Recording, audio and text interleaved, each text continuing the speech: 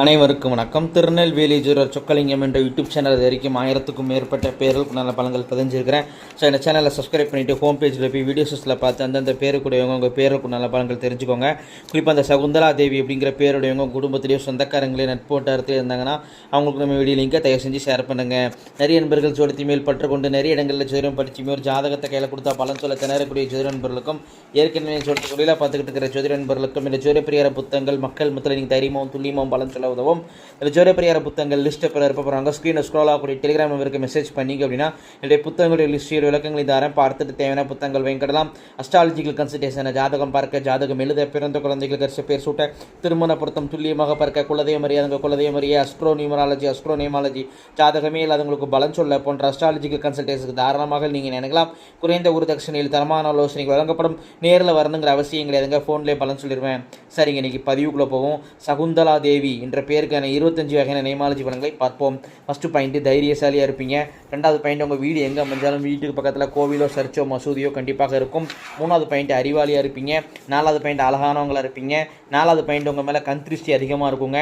ஆறாவது பாயிண்ட் காது மூக்கு தொண்டை பிரச்சனை ENT ப்ராப்ளத்தால் அவதிப்படுவீங்க. ஏழாவது பாயிண்ட் கைவலி சோல்ட்ரு பெயினால் அவதிப்படுவீங்க.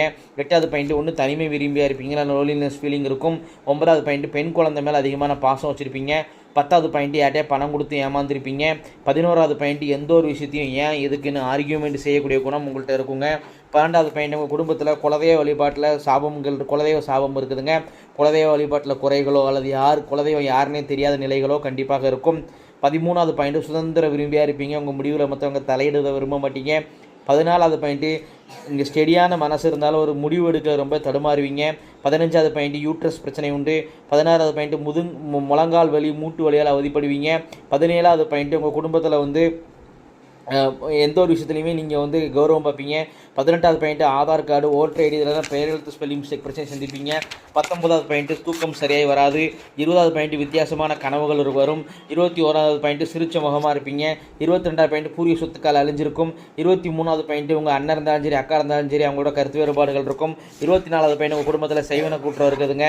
அதுக்கு உண்டான சிம்டம் சொல்லி நிரூபித்து காட்டுறேன். கால் சொந்தமான பிரச்சனை, கால் வலி, கால் வெள்ளச்சல் இருக்கும்.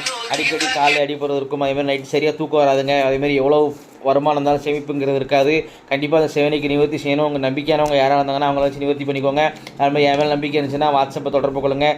2 மாதத்தில் அனுபவ ரீதியான மாற்றங்களை நீங்களே உணர்வீங்க. 25வது பாயிண்ட்டு உங்களுடைய ஆத்மார்த்தமான தெய்வம், முன் ஜென்மத்தில் நீங்கள் ரொம்ப வேண்டி விரும்பி வழிபட்ட தெய்வம், இந்த ஜென்மத்தை அருபாலிக்கு நிற்கிறது யார் அப்படின்னு கேட்டிங்கன்னா முருகப்பெருமான் தாங்க. இத்துடன் சகுந்தலா தேவி என்ற பேருக்கான 25 வகையான நேமாலஜி பலன்கள் முடிவடைகின்றன. இந்த பேரை வச்சு 25 பலன் சொல்கிறேன். எனக்கு ஜாதகத்தை சொன்னால் அதிகமாக உள்ள துல்லியமாக சொல்லுவேன் அப்படிங்கிறத யோசிச்சு பாருங்கள் நண்பர்களே. ஸோ ஒரு முறை அஸ்ட்ராலஜிக்கல் கன்சல்டேஷனுக்கு வாங்க. நன்றி நேயர்களே, நன்றி, வணக்கம்.